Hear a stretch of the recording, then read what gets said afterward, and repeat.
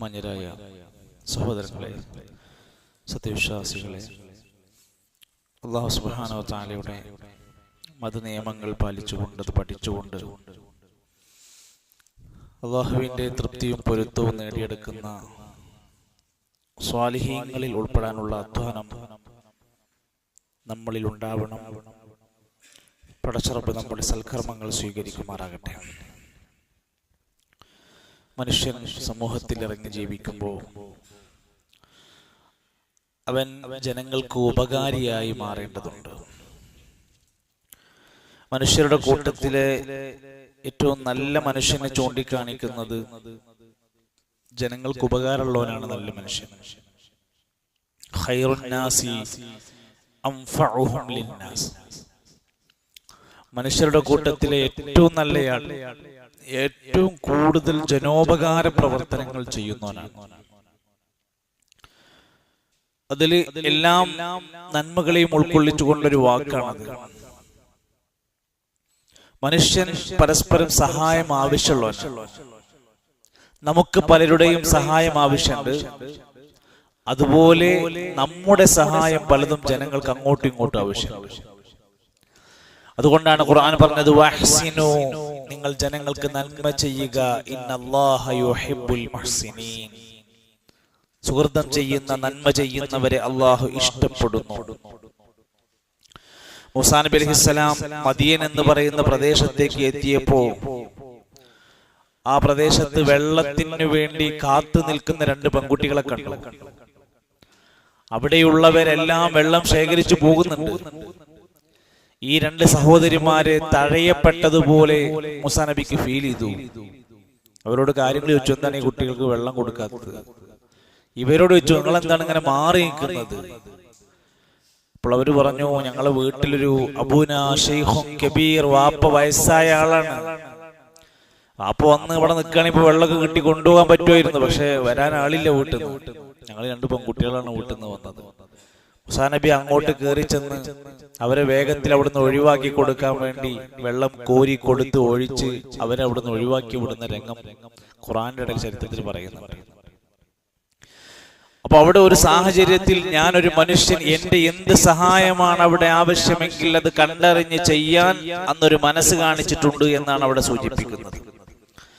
മഹാനായ റസൂലുള്ളാഹി സ്വല്ലല്ലാഹു അലൈഹി വസല്ലം പ്രവാചകത്വം കിട്ടിത്തുടങ്ങിയ ആദ്യ നാളുകളിൽ വഹീന്റേതായ പ്രയാസങ്ങൾ അനുഭവിച്ച് പേടിച്ച് വിറച്ച് വീട്ടിലെത്തിയപ്പോ ഖദീജ ബീവി ആശ്വസിപ്പിച്ചു പറഞ്ഞത്, വഹീ കിട്ടിയത് മുതലല്ല, വഹീന്റെ മുമ്പ് നബിന്റെ സ്വഭാവങ്ങൾ എന്തായിരുന്നു പറയാൻ. നബിയെ, നിങ്ങൾ വിഷമിക്കരുത്, നിങ്ങൾ പേടിക്കരുത്. ഇന്നക ലതസിലുർ റഹം, നിങ്ങൾ കുടുംബ ബന്ധം ചേർക്കുന്നവനാണ്. വതസ്ദുഖുൽ ഹദീസ്, സംസാരിക്കുമ്പോൾ സത്യം പറയുന്നയാളാണ്. വതഹ്മിലുൽ കല്ല്, പ്രയാസപ്പെടുന്നവന്റെ പ്രയാസം ചുമലിലേറ്റുന്ന ആളാണ്. പാവങ്ങളുടെ അത്താണിയാണ് നിങ്ങള്. വതക്സിബൽ മഅദൂം, ഇല്ലാത്തവന് ഉണ്ടാക്കി കൊടുക്കുന്നവനാണ് താങ്കൾ. ഫവല്ലാഹി ലാ യുഖ്സീകല്ലാഹു അബദാ, പടച്ചോനാണ്, അല്ലാഹ് നിങ്ങളെ കൈവിടൂല. അത് ഖദീജ ബീവി പറഞ്ഞു കൊടുക്കണം. അങ്ങനെ നമ്മളെ കുറിച്ച് പറയാൻ ഒട്ടനേകം നന്മകളുടെ വക്താക്കളായി നമുക്ക് മറ്റുള്ള ആളുകളെ സഹായിക്കാൻ കഴിയാവുന്ന മേഖലകളിലൊക്കെയുള്ളത് ആവശ്യമാണ് എന്നർത്ഥം. അസ്സാഇ അലൽ അർമല വൽ മിസ്കീൻ കൽ മുജാഹിദു ഫീ സബീലില്ലാഹ്, വിധവകളെയും മിസ്കീനുകളെയും സഹായിക്കുന്നവൻ യുദ്ധക്കളത്തിലെ യോദ്ധാവിന്റെ പ്രതിഫലമാണ്. കൽ മുജാഹിദ് ഫീ സബീലില്ലാഹ്. നമ്മൾക്ക് ലിസ്റ്റ് വേണം. നമ്മുടെ കയ്യിൽ നമ്മുടെ നാട്ടിലെ ഇല്ലാത്തവന്റെ ആവശ്യക്കാരന്റെ ആവശ്യങ്ങൾ അറിയണം. 10 രൂപ കൊണ്ട് പരിഹരിക്കാവുന്ന ആവശ്യങ്ങളുണ്ട്, 10,000 കൊണ്ട് പരിഹരിക്കാവുന്ന ആവശ്യങ്ങളുണ്ട്, 10 കോടി കൊണ്ടും പരിഹരിക്കാൻ പറ്റാത്ത പ്രശ്നങ്ങൾ നാട്ടിലുണ്ട്. എന്നെ കൊണ്ട് ഇതിൽ എന്ത് ചെയ്യാൻ പറ്റും? നമ്മളൊക്കെ സ്വതക്ക ചെയ്യുക, പുണ്യം ചെയ്യുക എന്ന് പറയുമ്പോൾ വലിയ വലിയ ആയിരങ്ങൾ മാത്രം ചിന്തിക്കുന്ന ആളുകളുണ്ട്. അല്ല, ചെറിയ എമൗണ്ട് കൊണ്ടും ചെറിയ സഹായം കൊണ്ടും നമുക്ക് പല നന്മകളിലും പങ്കാളികളാവാൻ പറ്റും. കേരള ടീച്ചേഴ്സ് കോൺഫറൻസുമായി ബന്ധപ്പെട്ട് ഭക്ഷണത്തിന്റെ ചുമതലയുണ്ടായിരുന്ന സമയത്ത് അതിന് വേണ്ടി ഫണ്ട് കളക്ട് ചെയ്യാൻ വേണ്ടി ഒരു മെസ്സേജ് ഷെയർ ചെയ്തു. പ്രോഗ്രാം കഴിഞ്ഞിട്ടാണ് പല ആളുകളും ആ മെസ്സേജ് കണ്ടത്. പ്രോഗ്രാമിന്റെ ഒരാഴ്ച മുമ്പാണ് ഷെയർ ചെയ്തത്, പക്ഷേ പ്രോഗ്രാം കഴിഞ്ഞിട്ടാണ് പലരും പ്രോഗ്രാം കണ്ടത്.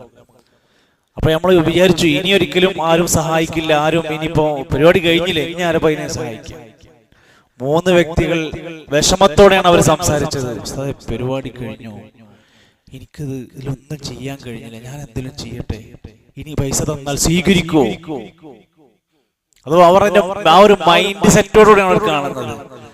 എന്നിട്ട് അവരോട് കാര്യങ്ങൾ പറഞ്ഞു, ഇന്നെ ഇത്രത്തിന് ഷോർട്ട് ഉണ്ട്, ഇനി ആവശ്യമുണ്ടെന്ന് പറഞ്ഞപ്പോൾ ഞാൻ ചെയ്യാം, എന്തായാലും ഞാനത് വിചാരിച്ചതാണ് എന്ന് പറഞ്ഞ് അവരെ ഇതിലേക്ക് സഹായിക്കാം.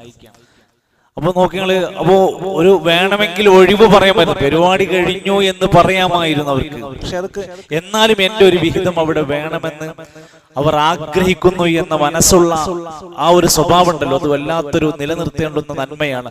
അല്ലാഹു നമ്മുടെ മനസ്സിന്റെ ഏറ്റവും നല്ല ശുദ്ധീകരണം, ഏറ്റവും നല്ല ഇഖ്ലാസ് നിലനിർത്തി നൽകുമാറാകട്ടെ. അപ്പോ ഈ പറഞ്ഞ വന്ന ആ ഒരു വിഷയത്തിൽ ഹദീസിൽ വന്ന വാക്ക് കാണാൻ സാധിക്കും. നമ്മളൊരാളെ സഹായിച്ചാൽ എന്താണ് ഇപ്പൊ അതുകൊണ്ട് കിട്ടുന്ന നേട്ടം? അത് ഒരിക്കലും നമ്മുടെ ആളുകളെ സഹായിക്കുന്നതിന്റെ നേട്ടം ഒരിക്കലും ജനങ്ങളിൽ നിന്നുള്ള ഒരു നോട്ടം, ഒരു ചിരി, ഒരു സന്തോഷം, അവരൊരു പ്രശംസ അതായി മാറാതിരിക്കാം. നീ ഒരാളെ സഹായിക്കുന്നുണ്ടോ, അള്ളാഹു നിന്നെ ആ കാലം വരേക്കും സഹായിച്ചു കൊണ്ടേയിരിക്കുന്ന.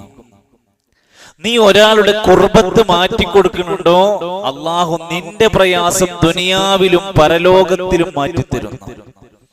അഹബ്ബന്നാസ് ഇലല്ലാഹി അൻഫഉഹും ലിന്നാസ് അഹബ്ബുൽ അഅമാലി ഇലല്ലാഹ്. അല്ലാഹുവിന് ഏറ്റവും ഇഷ്ടപ്പെട്ട സൽക്കർമ്മം സുറൂറുൻ യുദ്ഖിലുഹു അലാ മുസ്ലിം, ഒരു മുസ്ലിമിന്റെ മനസ്സിൽ സന്തോഷം ഉണ്ടാക്കലാണ്. നമ്മളെ കൊണ്ട് ഒരു മുസ്ലിമിന്റെ മനസ്സിൽ ഒരു സന്തോഷം കൊടുക്കാൻ കഴിയുന്നുണ്ടെങ്കിൽ നമ്മൾ വലിയ കാര്യം ചെയ്തത്.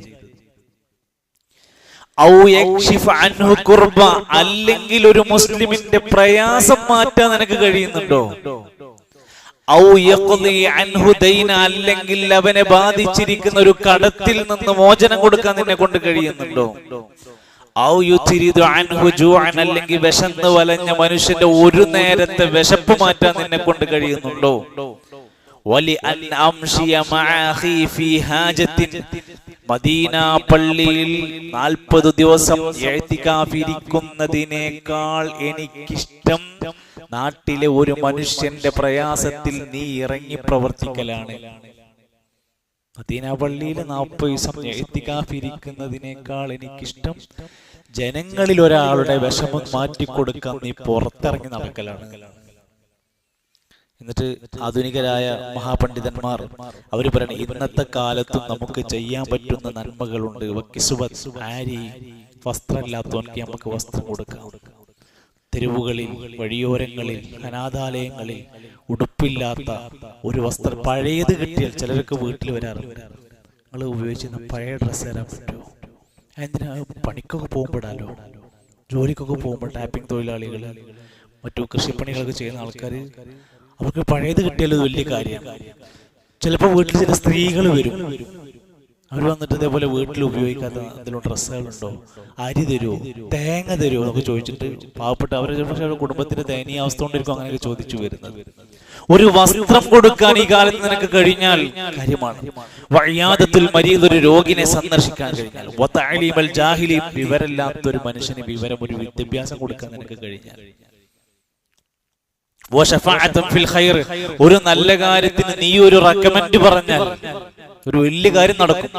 അയാൾ നിനക്കല്ല പരിചയമുണ്ട്, നീ ഒന്ന് റെക്കമെൻഡ് ചെയ്താൽ ആ പണി നടക്കുമെങ്കിൽ അത് ഖൈർ, അത് വലിയ നന്മയാണ്.